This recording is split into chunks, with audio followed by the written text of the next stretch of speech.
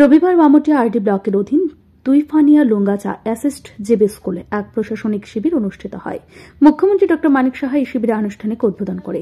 শিবিরে বক্তব্য রাখতে গিয়ে মুখ্যমন্ত্রী ড মানিক সাহা বলেন, রাজ্য সরকার সবকা সাথ সবকা বিকাশ এই নীতি নিয়ে কাজ করে চলেছে। সমাজের অন্তিম ব্যক্তি পর্যন্ত প্রশাসনের সুযোগ সুবিধা পৌঁছে দিতে কাজ করে যাচ্ছে সরকার। এই সুযোগ গ্রহণের জন্য তিনি রাজ্যকে মানুষকে আহ্বান জানান।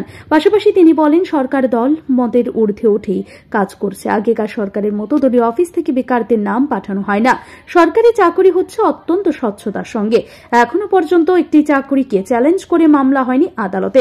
এর মানেই বোঝা যাচ্ছে সরকার স্বচ্ছতার সঙ্গে নিয়োগ প্রক্রিয়া জারি রেখেছে। যাদের যোগ্যতা আছে তারাই চাকরি পাবেন।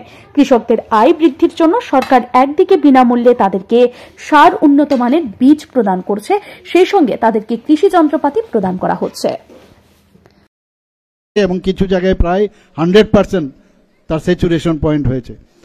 আমাদের ত্রিপুরা সরকারও মুখ্যমন্ত্রীর জন আরোগ্য যোজনায় সেখানে আমরাও একটা নতুন একটা প্রকল্প করেছি এবং আপনারা নিশ্চয়ই জানেন যে সারা ভারতবর্ষের মধ্যে ত্রিপুরাই একমাত্র রাজ্য যেখানে সমস্ত মানুষ, এখানে A to Z মানুষ এই যে আয়ুষ্মান ত্রিপুরা বা আয়ুষ্মান ভারত সেই জায়গায় সমস্ত মানুষ তার কাভারেজ পেয়েছে।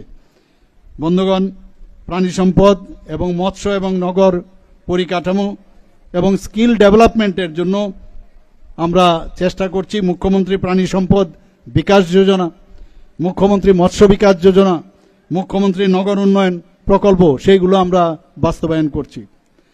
আপনারা নিশ্চয়ের মধ্যে দেখেছেন গত 29শে মে 2025-এ রাজ্যে বিকশিত কৃষি সংকল্প আমরা সেই অভিযানের সূচনা আমরা করেছি।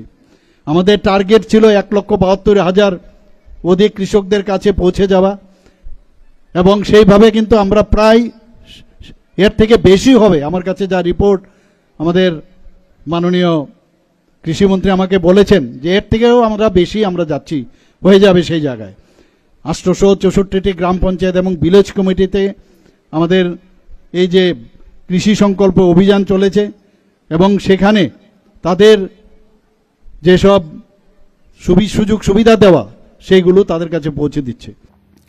অনুষ্ঠানের পর চা শ্রমিকদের মধ্যে প্যাটার বিতরণ করা হয়েছে। অনুষ্ঠানে উপস্থিত ছিলেন পশ্চিম ত্রিপুরা জেলার ভারপ্রাপ্ত সভাধিপতি বিশ্বজিৎ শীল এবং চা উন্নয়ন নিগমের চেয়ারম্যান সমীর রঞ্জন ঘোষ এবং পশ্চিম ত্রিপুরা জেলার অতিরিক্ত জেলা শাসক মেঘা জৈন এবং বামুটিয়া বিধানসভা কেন্দ্রের প্রাক্তন বিধায়ক কৃষ্ণতন দাস সহ অন্যান্যরা।